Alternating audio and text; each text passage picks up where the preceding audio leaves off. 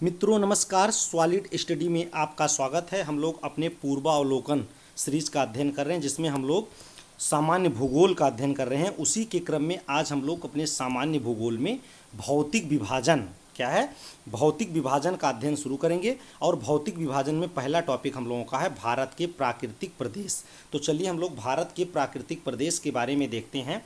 इसमें कह रहा है कि पूरा चुंबकत्व मतलब पैलियोमैग्नेटिक अध्ययन की वह शाखा है जो चट्टानों अवसादों के निर्माण के समय संरक्षित गुणों का अध्ययन करती है। मतलब जो चट्टानों का तथा उसके निर्माण के समय, चट्टानों के निर्माण के समय जो गुण संरक्षित के उनके बारे में अध्ययन करती है। विज्ञान की वह शाखा मतलब कह रहे कि विज्ञान की यह शाखा प्राचीन भूवैज्ञानिक घटनाओं के अध्ययन में भी सहायक होती है। पृथ्वी के चुंबकीय क्षेत्र का अध्ययन भी पूरा चुंबकत्व के माध्यम से किया जाता है। मतलब पृथ्वी के चुंबकीय क्षेत्र के अध्ययन को हम लोग देखें तो ये भी पूरा चुंबकत्व के माध्यम से किया जाता है। अल्फ्रेड वैगनर, हम लोगों ने वैगनर का महाद्वीपीय विस्थापन सिद्धांत पढ़ा है, वही कह रहा है कि अल्फ्रेड वैगनर महाद्वीपीय विस्थापन सिद्धांत को प्रमाणित करने के लिए भी पूरा चुंबकीय अध्ययन को आधार बनाया गया है। मतलब जो इनके सिद्धांत में महाद्वीपीय विस्थापन सिद्धांत में शामिल किया गया उसको भी आधार क्या बनाया गया है, पूरा चुंबकीय अध्ययन को बनाया गया। ये हम लोगों को ध्यान देना है। महाद्वीपीय विस्थापन सिद्धांत के अनुसार भारतीय स्थल पिंड गोंडवाना का भाग है। हम लोग जैसा कि पीछे हम लोग देखे हुए हैं कि पहले एक भूखंड था पूरा, और ये भूखंड दो भागों में बटा। ऊपर वाले को हम लोगों ने अंगारा लैंड कहा था और नीचे वालों को हम लोगों ने गोंडवाना कहा था। ये हम लोगों को ध्यान देना है। तो ये जो भारत है वो ये गोंडवाना का भाग है, ये हम लोगों को ध्यान देना है। वही आगे बता रहा है कि कह रहा है कि कि महाद्वीपीय विस्थापन सिद्धांत के अनुसार भारतीय जो स्थलखंड है वो गोंडवाना का भाग है। गोंडवाना भूभाग के विशाल क्षेत्र में कौन कौन शामिल है, कौन कौन से महाद्वीप हैं, जैसे भारत, ऑस्ट्रेलिया, ये देश मुख्य रूप से आते हैं। इसमें कुछ महाद्वीप जैसे ऑस्ट्रेलिया महाद्वीप है, तो भारत आता है, ऑस्ट्रेलिया आता है, अफ्रीका महाद्वीप पूरा आता है, दक्षिण अमेरिका महाद्वीप आता है और अंटार्कटिका के क्षेत्र शामिल है। ये हम लोगों को ध्यान देना है। किसके तहत, तो हम लोगों को ध्यान देना है गोंडवाना के तहत ये सब आते हैं। उसके बाद में कह रहा है कि मध्यवर्ती मध्यजीवी कल्प में संवहनीय धाराओं द्वारा गोंडवाना लैंड को अनेक टुकड़ों में विभाजित कर दिया गया। किसके द्वारा, संवहनीय धाराओं के द्वारा जो गोंडवाना लैंड था ये बिखर गया, मतलब कई टुकड़ों में विभाजित हो गया। इस विभाजन के फलस्वरूप भारतीय प्लेट गोंडवाना भूभाग से अलग होने के बाद उत्तर दिशा की ओर, किस दिशा की ओर, उत्तर कहने का मतलब नीचे से ये टूटे और मतलब ये मान लीजिए भारतीय भूखंड थी और ये बढ़ते हुए क्या की उत्तर की साइड में ऊपर की दिशा में जाकर के टिक गया था। हम लोगों को ध्यान देना है। ये विभाजन के बाद कहाँ किस दिशा में गई, उत्तर दिशा में। ये क्वेश्चन पूछा जा सकता है। विस्थापित होने लगी उत्तर दिशा की ओर। विस्थापित होने के परिणाम स्वरूप भारतीय प्लेट अपने से अधिक विशाल प्लेट, मतलब जो भारतीय प्लेट थी अपने से बड़ी प्लेट, विशाल प्लेट यूरेशियन प्लेट से टकराई। मतलब इधर से भारतीय प्लेट गई और ऊपर क्या थी, यूरेशियन प्लेट गई, मतलब थी इसी से जाकर ये टकरा गई, यही बता रहा है, टकराई। और बीच में जो टेथिस सागर, इसके बीच में जो एक सागर था, इसका हम लोगों ने अध्ययन भी किया। यहाँ पर टेथिस नामक सागर था और इसके बाद में इससे टकराने के बाद में कह रहा टेथिस सागर के अवसादी चट्टानें, मतलब जो टेथिस सागर है उसकी अवसादी चट्टान बलित होकर हिमालय, कह रहा जो टेथिस सागर था उसकी चट्टानें बलित होकर, मतलब ऊपर उठ करके, हम लोगों को ध्यान देना है क्या हुआ कि बलित होकर हिमालय तथा पश्चिम एशिया की पर्वत श्रृंखला के रूप में विकसित हो गई। कहने का मतलब है जब दोनों चट्टान यूरेशियन चट्टान में जाकर यूरेन वाली, मतलब यूरेशियन प्लेट में जाकर इंडियन वाली प्लेट जब लड़ी तो यहाँ पर बीच में क्या निर्माण हुआ, हिमालय और पश्चिमी जो पर्वत श्रृंखला है उसका निर्माण हो गया। तो जो यहाँ पर टेथिस सागर है वहाँ पर हम लोग को पता है हिमालय का निर्माण हुआ। ये हम लोगों को ध्यान देना है। तो कह रहा है कि हिमालय तथा पश्चिमी पर्वत श्रेणी का पर्वत श्रृंखला के रूप में विकसित हुई, मतलब उसका निर्माण हुआ। हिमालय की पूरी पर्वत श्रृंखला एक युवा स्थल की रीति है। भारत जो हिमालय पर्वत है एक युवा पर्वत हम लोग कह सकते हैं, एक युवा स्थल की रीति है। इसमें ऊंचे शिखर, गहरी घाटियां तथा तेज बहने वाली नदियां हैं।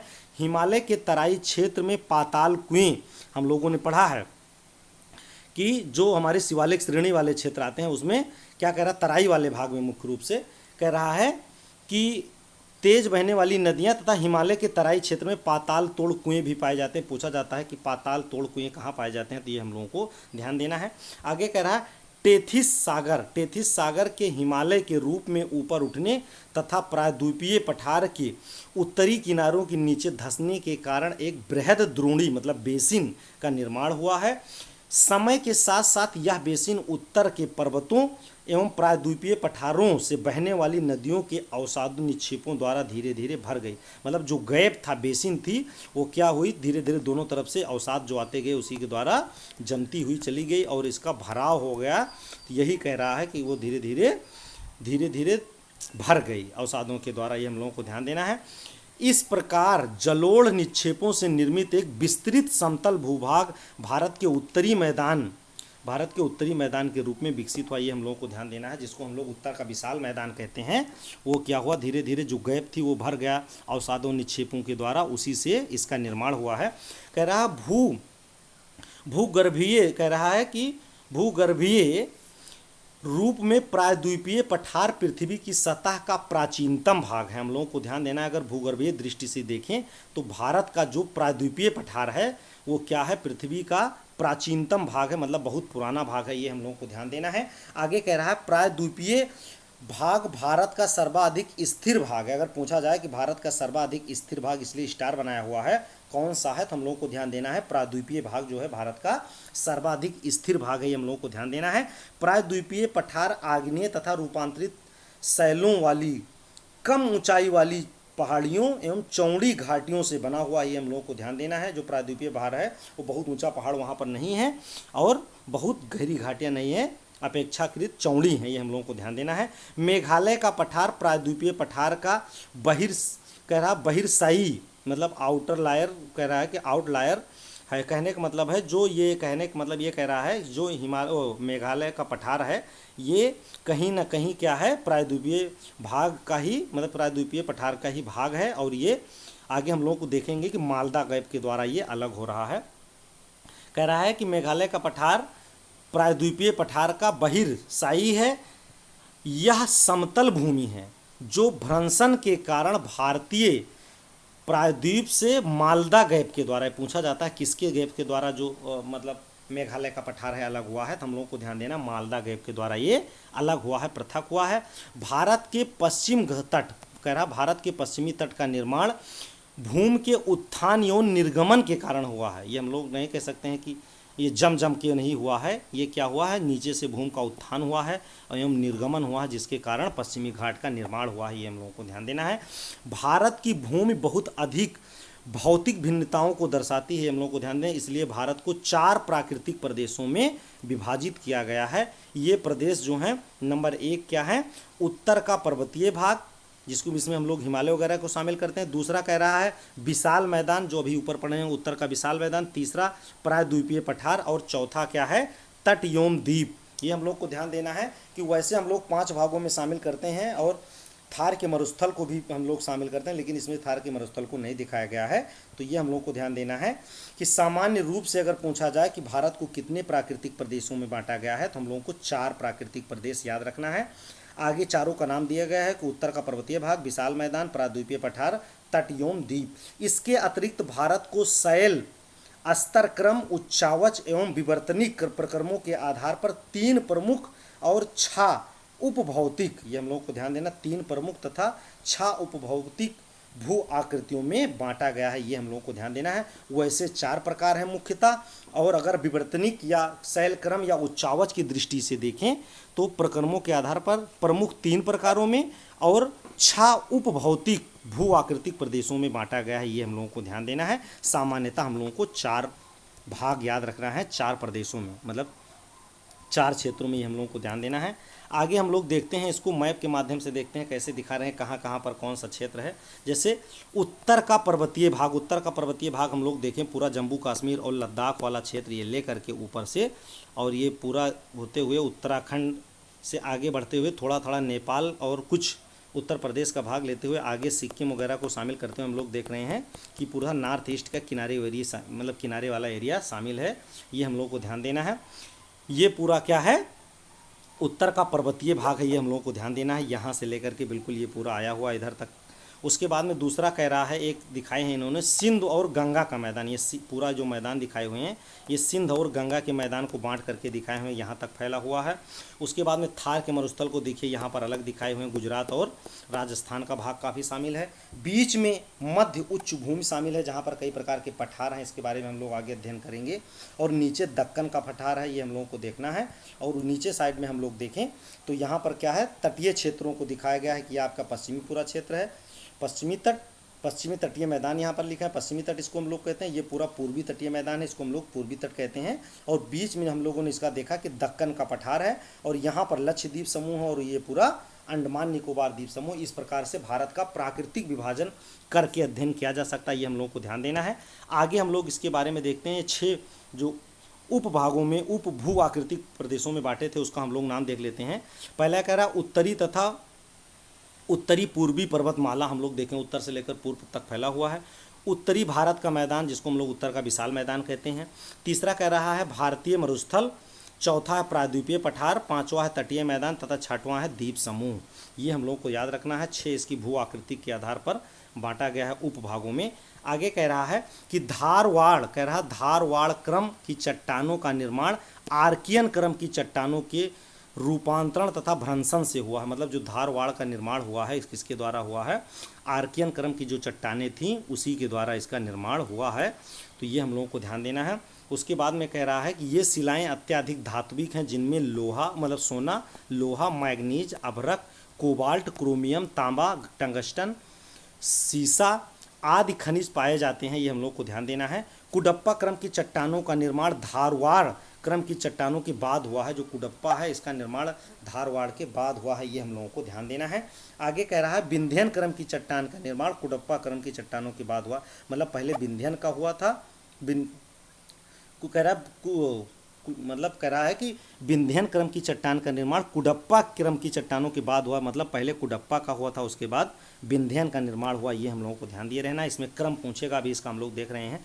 इसमें चूने का पत्थर, बलुआ पत्थर, चीनी मिट्टी तथा वर्ण मिट्टी प्राप्त होती है। कह रहा है कि विंध्यन क्रम की चट्टानों के काफ़ी समय बाद गोंडवाना क्रम की चट्टानों का निर्माण हुआ है। ये हम लोगों को ध्यान देना। भारत का अधिकांश भाग मतलब जो कोयला मुख्य रूप से है किस क्षेत्र में पाया जाता है, गोंडवाना क्षेत्र में पाया जाता है। गोंडवाना क्षेत्र से प्राप्त होता है, ये हम लोगों को ध्यान देना है।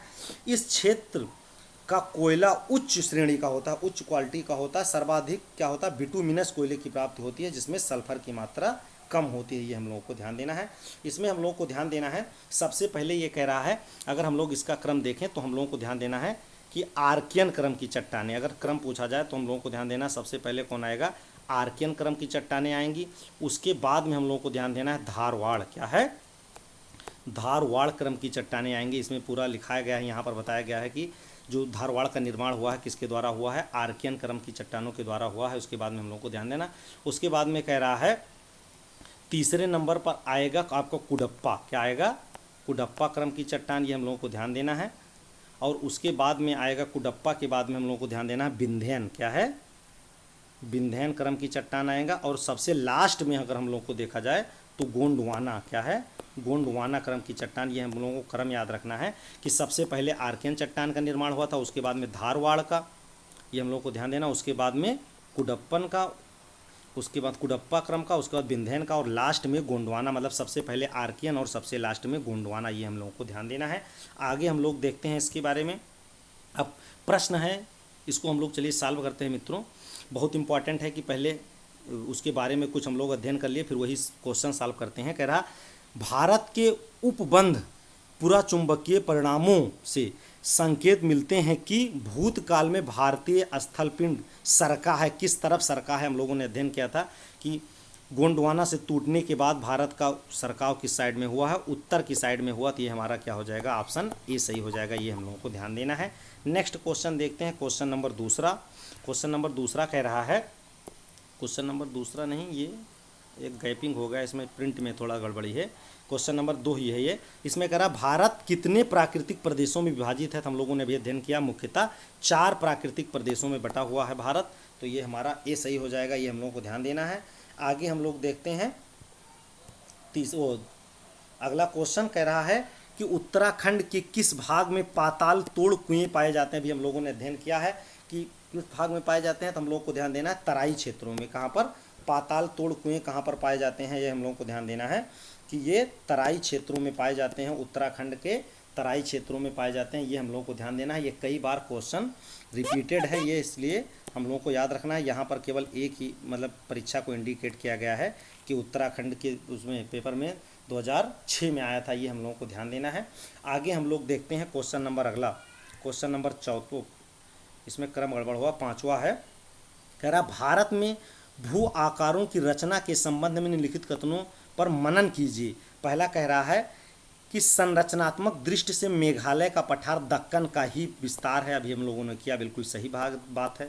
दूसरा कह रहा है कश्मीर घाटी की रचना एक समभिन्नति, कह रहा है कि एक समभिन्नति में हुई है, जो कश्मीर की रचना हुई कश्मीर घाटी की एक समभिन्नति में हुई है, तो ये हम लोग को ध्यान देना, ये भी बिल्कुल सही है। तीसरा कह रहा है गंगा मैदान की रचना एक अग्रगर्त में हुई है, बिल्कुल ये भी सही है। गंगा का मैदान जो है किसके द्वारा इसकी रचना हुई है, एक अग्रगर्त के द्वारा रचना हुई है, ये हम लोगों को ध्यान देना है।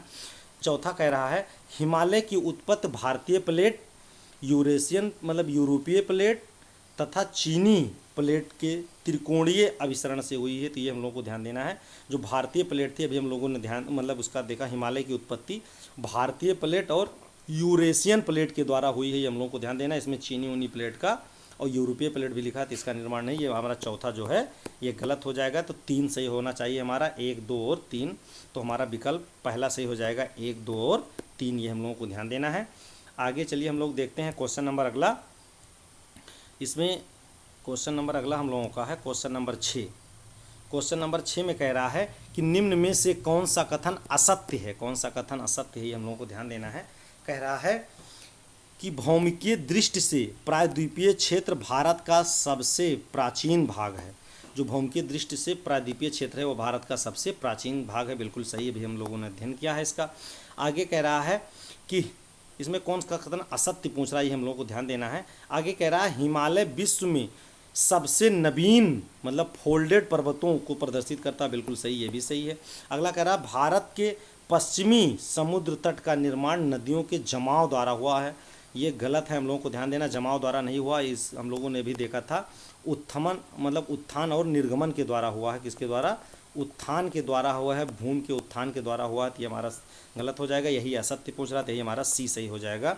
भारत गोंडवाना शिलाओं का बृहद भंडार है, कोयला का, ये हम लोगों ने पढ़ा है, बिल्कुल सही है, तो हमारा सी सही हो जाएगा, ये हम लोगों को ध्यान देना है। आगे कह रहा है क्वेश्चन नंबर 7वें में कह रहा है कि सूची 1 को सूची 2 के साथ सुमेलित कीजिए तथा सूचियों के नीचे दिए गए कूट का प्रयोग सही उत्तर का चयन कीजिए। इसमें कह रहा है, इसका बिड़ाना है विकल्प, इसमें कह रहा है कि दक्कन ट्रैप किसके द्वारा बना हुआ, तो ये हम लोग को ध्यान देना, दक्कन ट्रैप का निर्माण क्रिटेशियस आदि नूतन काल में हुआ था, ये हम लोगों को ध्यान देना है। उसके बाद में कह रहा पश्चिमी घाट का निर्माण कब हुआ, तो पश्चिमी घाट का निर्माण हम लोगों को ध्यान देना है उत्तर नूतन काल में हुआ था। कब हुआ था? उत्तर नूतन काल में हुआ था, ये हम लोगों को ध्यान देना है। तो और इसमें उसके नीचे हम लोग देख लेते हैं अरावली, हम लोगों को पता है कि अरावली बहुत पुरानी श्रृंखला है, तो इसका निर्माण क्या हुआ है? प्री कैम्ब्रियन युग में हो जाएगा। इसमें हम लोग देख रहे हैं तो सबसे पहले हमारा कौन सा सही हो जाएगा? ए का तीसरा होना चाहिए और बी का पहला, तो ए का तीसरा और बी का पहला, इसमें हमारा देख लेते हैं हम लोग विकल्प, तब हम लोग देखते हैं इसमें हमारा क्या होना चाहिए। ए का तीसरा हम लोग मिलाए हुए हैं और बी का पहला, और उसके बाद में अरावली हम लोग देख रहे हैं प्री कैम्ब्रियन, ये हमारा क्या हो जाएगा?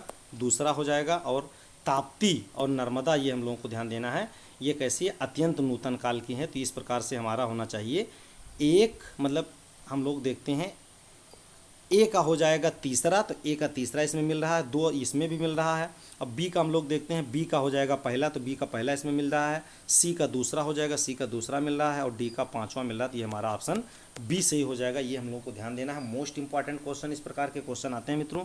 आगे हम लोगों को देखना है, यही चीज़ इसमें दिखाया गया है, पूरा लिखे हुए हैं कि दक्कन ट्रैप की उत्पत्ति क्रिटेशियस काल के अंतिम चरण में हुई, मतलब आदिकाल में, मतलब क्रिटेशियस के अंतिम चरण में, ये कह रहा है पश्चिमी घाट पर्वत की उत्पत्ति हम लोग को पता है उत्तर नूतन काल में हुई थी, जिसको हम लोग सेनोजोइक कहते हैं। ये बहुत इंपॉर्टेंट है। पश्चिमी घाट का निर्माण सेनोजोइक काल में हुआ। अरावली पर्वत हम लोग देखे हैं बहुत पुराना है, प्री कैम्ब्रियन युग का है। नर्मदा ताप्ती जलोढ़ निक्षेप जो है वो अत्यंत नूतन काल में है, ये हम लोग को ध्यान देना है। नेक्स्ट क्वेश्चन हम लोग देखते हैं। क्वेश्चन नंबर 8वां है, कह रहा है कि केरल का कुट्टानाड, क्या है, कुट्टानाड, केरल का कुट्टानाड या इसको कुट्टानाडु भी कहते हैं, प्रसिद्ध है। किसके लिए प्रसिद्ध है?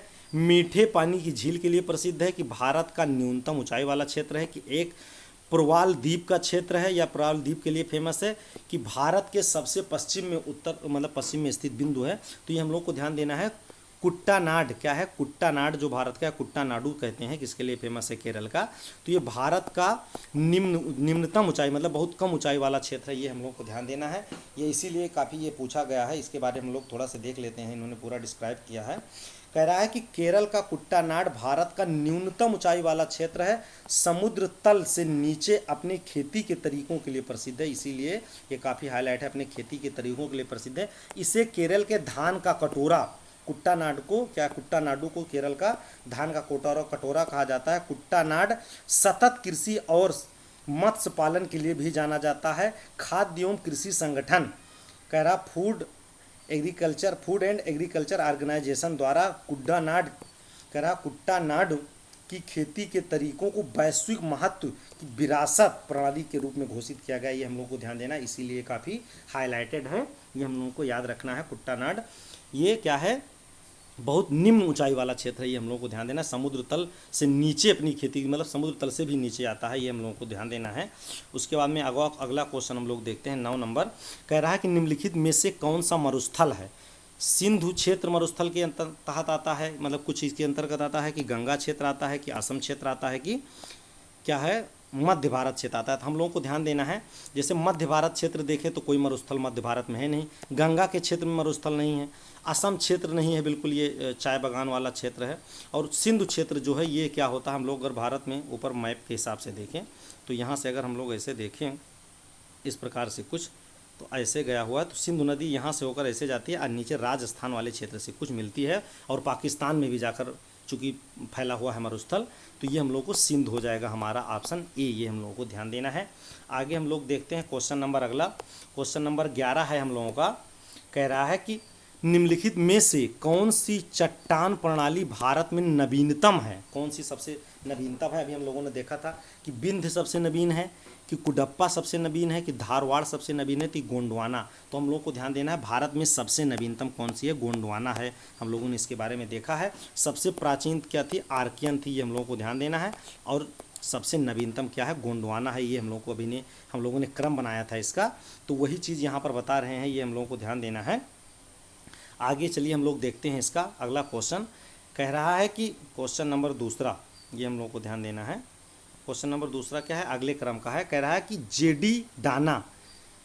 जेडी डाना ने भारतीय उपमहाद्वीप के चट्टानों के भूगर्भीय इतिहास के लिए एक विशेष भूगर्भिक समय मापक तैयार किया है, ये हम लोग को ध्यान देना है। कह रहा है जेडी डाना ने तैयार किया है, तो ये हम लोग को ध्यान देना है, ये बिल्कुल असत्य हो जाएगा, क्योंकि हम लोगों को ध्यान देना है जो ये भारत की कह रहा है कि भारतीय उपमहाद्वीपीय चट्टानों के मतलब भूगर्भिक इतिहास के लिए अगर हम लोग देखा जाए किसने तैयार किया था, तो ये जेडी डाना ने तैयार किया था, यही यहाँ पर लिखा हुआ है, ये हम लोग को ध्यान देना है। हॉलैंड नाम करके था, इनका नाम था टीएस हॉलैंड। क्या नाम था? टीएस हॉलैंड था, इन्होंने तैयार किया था पूरा हॉलैंड, ये हम लोग को ध्यान देना है। टीएस हॉलैंड ने भारतीय भूगर्भिक समय मापक तैयार किया था, भारत के लिए भूगर्भिक समय मापक तैयार किया था। ये जीडी डाना जो लिखे हैं यही हमारा गलत हो गया, इसलिए गलत हो गया। अगला देखते हैं। भूगर्भिक समय मापक के अनुसार भारतीय चट्टानों को आर्कियन, पौराणिक, द्रविड़ तथा आर्यन युग में विभाजित किया गया है, जो बिल्कुल सही है। ये किसका क्लासिफिकेशन है? तो टीएस हॉलैंड का है। इसमें जो जेडी राणा लिख दिया इसी से गलत हो गया, तो हमारा दूसरा सही है, पहला गलत हो जाएगा। तो पहला मतलब गलत हो जाएगा, तो जहाँ पर दूसरा सही हो और पहला गलत हो, तो इस प्रकार से हम लोग देखते हैं विकल्प में हमारा क्या हो जाएगा? चौथा, मतलब डी सही हो जाएगा, ये हम लोग को ध्यान देना। पहला इसमें गलत है और दूसरा सत्य है, ये हम लोग को ध्यान देना है। नेक्स्ट हम लोग देखते हैं क्वेश्चन नंबर अगला है क्वेश्चन नंबर 13। क्वेश्चन नंबर 13 में कह रहा है गंगा के मैदान को एक गंगा के मैदान को एक डाट डाट के रूप में वर्णित किया गया। किस रूप में वर्णित किया जाता है, मतलब इसको क्या कहा जाता है गंगा के मैदान को, ये हम लोगों को ध्यान देना है। तो इसमें कह रहा है कि पेडी प्लेन कहा जाता है, कि पेनी प्लेन कहा जाता है, कि जियोसिंक्लाइन कहा जाता है, कि कास्ट प्लेन कहा जाता है, या उपयुक्त में से कोई नहीं, ये हम लोग को ध्यान देना है। तो ये चीज़ हम लोगों को देखना है कि अगर गंगा के मैदान को एक शब्द के रूप में यूज किया जाता है तो इसके लिए कौन सा शब्द यूज किया जाता है, तो हम लोग को ध्यान देना है, इसको कहते हैं जियोसनक्लाइन। ऑप्शन सी हमारा सही हो जाएगा, जियोसनक्लाइन हम लोग कहते हैं। इसी को हम लोग हिंदी में कह सकते हैं भू अभिनत। क्या है, भू अभिनत, एक प्रकार की गर्त होती है, ये हम लोग को ध्यान देना, भू अभिनत, इसको भू अभिनत कहा जाता है। इसको हम गर्त भी लिख सकते हैं, भू अभिनत गर्त कह सकते हैं। तो ये क्या है, पहले एक गर्त थी, हम लोगों ने देखा कि दोनों तरफ से इसमें अवसाद आकर के जमे हैं, तभी ये जाकर मैदान का निर्माण हुआ है। तो इसको जियोसिंक्लाइन या भू अभिनत गर्त के नाम से जाना जाता है, ये हम लोग को ध्यान देना, किसको, गंगा के मैदान को। चलिए नेक्स्ट हम लोग देखते हैं क्वेश्चन अगला। तो इस प्रकार से मित्रों इतने हमारे क्वेश्चन थे, समाप्त हो गया। वहीं यहाँ पर लिखे हुए हैं कि गंगा के मैदान को एक जियोसिंक्लाइन या भू अभिनत गर्त के रूप में वर्णित किया जाता है। इसका निर्माण मुख्य रूप से हिमालय पर्वत निर्माण प्रक्रिया के तीसरे चरण में हुआ है, ये हम लोगों को ध्यान देना है। तो इस प्रकार से हम लोगों ने अपना एक टॉपिक जो मुख्य रूप से हम लोगों को ध्यान देना है कि भारत के कहने का मतलब भौतिक भूगोल से शुरू हुआ है ये पार्ट, और भौतिक अध्ययन के रूप में ये हमारा पार्ट था जिसका हम लोगों ने अध्ययन किया। हम लोग देखेंगे ये भारत के प्राकृतिक प्रदेश का वर्णन था, या इसको कितने भागों में बांटा गया है भारत को, इसका हम लोगों ने अध्ययन किया। नेक्स्ट वीडियो में इसके आगे हम लोग अध्ययन करेंगे मित्रों। इसी तरह आप लोग पढ़ते रहिए, बढ़ते रहिए, फिर मिलेंगे हम लोग, तब तक लेके जय हिंद, जय भारत।